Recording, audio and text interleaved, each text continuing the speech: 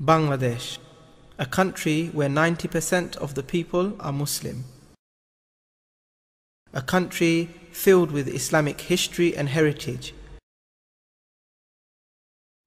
However, Islam is under attack in Bangladesh. The current Awami League government, it appears, is determined to remove Islam from the public sphere in Bangladesh. Shajib Wajid Joy, the son of the current Prime Minister Sheikh Hasina, and Karl Clavacco in 2008 published an article entitled "Stemming the Rise of Islamic Extremism in Bangladesh." This article appeared in the Harvard International Review, where they argued that in the last 5 years, the purchasing of burqa has risen by 500%. The Awami League government must come to power to stop the selling of burqa in Bangladesh. After coming to power, this is what the Deputy Speaker of Bangladesh's Parliament, Shaukat Ali, is on record saying about the burqa.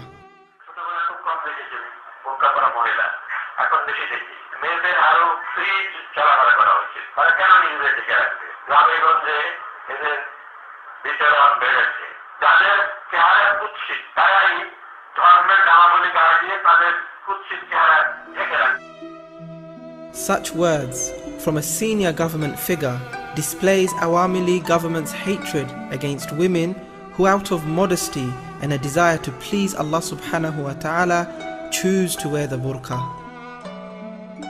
Increasingly, women who, due to Islamic conviction, have chosen to wear the burqa in the public domain are coming under pressure from places of work and education to abandon this religious obligation. Ma'am উনি বলছেন যে আমরা যদি nursing ভালোমতো করি, মানুষের সেবা করি, তাহলে আমাদের নামাজের দরকার হবে না। নামাজ কে দেখে, কিন্তু নার্সিং সবাই দেখবে। আমাদের শুধুমাত্র একটা নামাজ ঘর, সেখানে সকল মুসলিম মেয়েরা নামাজ পড়তে পারে, সেটার জন্যই ওদের এত সমস্যা, সেটাও বন্ধ করে দিতে। The most recent attacks on Muslim women occurred when 20 students observing the Islamic burqa belonging to various educational institutions were arrested for no apparent reason. Police raided their offices and found copies of the Holy Quran, Islamic books, as well as other Islamic literature. However, the police falsely informed the media that their search uncovered terrorist literature and a plot to carry out a terrorist attack. The 20 women were taken to Ramna prison, where all 20 were forced into one prison cell. Despite the freezing conditions, the women were not provided blankets, nor did they have access to drinking water or food. The women complained about their inability to make ablution and pray. Their relatives were not allowed to visit them. Amongst the 20 arrested was a 5-month pregnant woman. She was not spared the humiliation and had to endure this harrowing experience despite her condition. In fact, this lady was forced to climb 8 flights of stairs at the courthouse, even though a lift was situated nearby. Shockingly, the judge approved 2 days of remand for 19 women, despite there being no evidence of them committing a criminal offence. It has been alleged that these women have been tortured and denied their human rights while in remand. They were forced to take off their hijab. They were dragged by their hair and forced to the floor.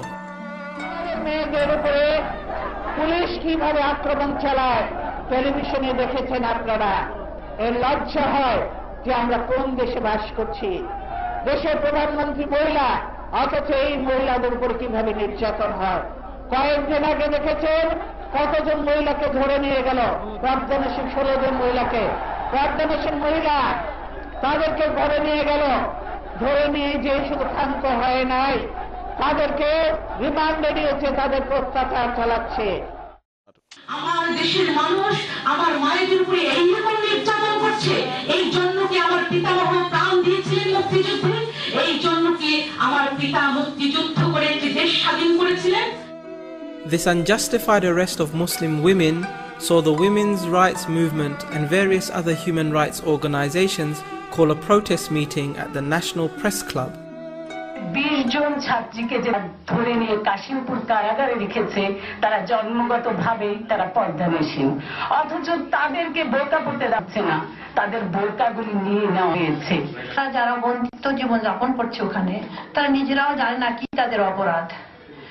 আর আমরা যারা তাদের জন্য আজকে উৎকণ্ঠায় ভুগছি, বিচলিত আছি, আবেগাহত অবস্থায় এখানে সমবেত হয়েছি। তারাও জানতে চায় কি তাদের অপরাধ। তারা একটা পাশ্চাত্যের ঢঙে তাদের কিছু মেয়ে দরকার, তারা সেরকম মেয়ে দেখতে চায়। তো সেরকম মেয়ের জন্য জায়গা জায়গা আছে, তোমরা সেদিকে যাও। আমাদের এই ঢেকে ঢুকে আমরা একটু ভালোভাবে মেধা চর্চা করে নিজেদের ইজ্জত হেফাজত করে, আমাদের পরিবারের ইজ্জত হেফাজত করে, বাপমাকে কলঙ্কিত না করে, সমাজ রাষ্ট্রকে বঞ্চিত না করে, কলঙ্কিত না করে আমরা একটা ভালো কিছু করতে চাই। আমাদের উপর তোমাদের কেন এত হায়নার দৃষ্টি? While trying to enter the National Press Club to join this meeting, a further 11 burqa-wearing women were arrested. Once again, these women were detained without charge. In court, these women were forced to remove their hijab and burqa. 1,000 Muslim scholars have condemned these attacks on burqa-clad women, particularly the fact that their hijab was forcibly removed at the courthouse. The National Fatwa Board said in a statement that forcibly removing the burqa from these women is like declaring war against Islam. Even in non-Muslim countries, this kind of treatment toward Muslim women is unheard of. Attacks on Muslim women observing burqa has revealed the hatred that the Awami League has for Islam. Their actions has been condemned by political, religious and community leaders across the country. The Awami government must stop attacking Muslim women who choose to wear the burqa. They must end their attack against Islam and Muslims. All those who love Bangladesh must rise in opposition to their current policies. May Allah subhanahu wa ta'ala remove oppression and injustice from our beloved country and enable its people to establish Islam in all aspects of their lives.